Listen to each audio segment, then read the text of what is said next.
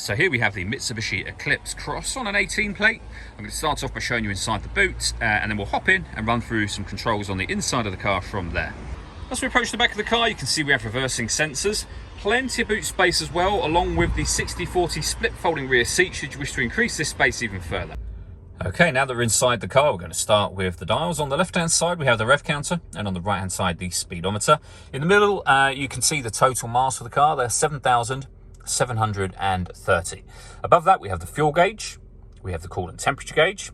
It will show you what gear this car is in. It's an automatic, so we are, of course, in park at the moment. You can then change that trip computer information in the middle should you wish to, and you can change the brightness of it as well using dials on the steering wheel there. Backing out to the steering wheel, on the left hand side you can see we have stereo and phone controls, and over on the right hand side we have cruise control and speed limiter. Once you set cruise control on this car, hit this button. This vehicle is able to maintain its own distance between itself and the car in front, both speeding up and slowing down automatically depending on the car in front speed. We then have the minus and plus paddles there so that you can change gear manually with this automatic gearbox should you wish to do that. And then over in the center we have the touch screen for the car. So we can go back to the home screen from here, where you can scroll through your various options on the screen. As you can see, there's lots of things up here. Obviously radio, USB, iPod input, FM, DAB radio there, Bluetooth audio, so you can stream your music wirelessly should you wish to do that.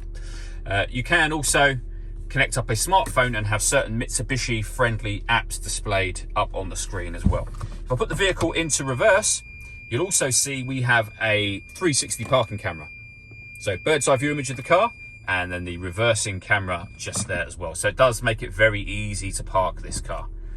Working our way down from that, we have dual zone climate control. So firstly, you can turn the system on by adjusting the fan speed, which you can then adjust up and down using these arrows.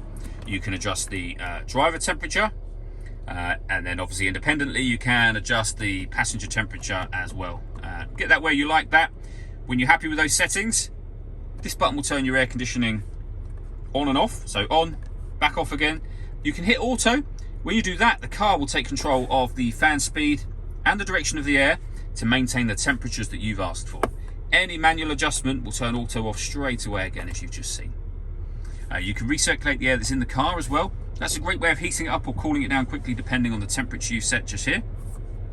And then below that, we have two USB inputs for music, and then we've got the eco button just here, and a 12-volt charging socket as well. We have the gear lever for the fully automatic gearbox. We have heated driver and passenger seats with 2 heat settings each. We can lock the vehicle in 4-wheel drive. And then this last thing just here is like a trackpad on a laptop. You can hear it beeping as I move my finger across.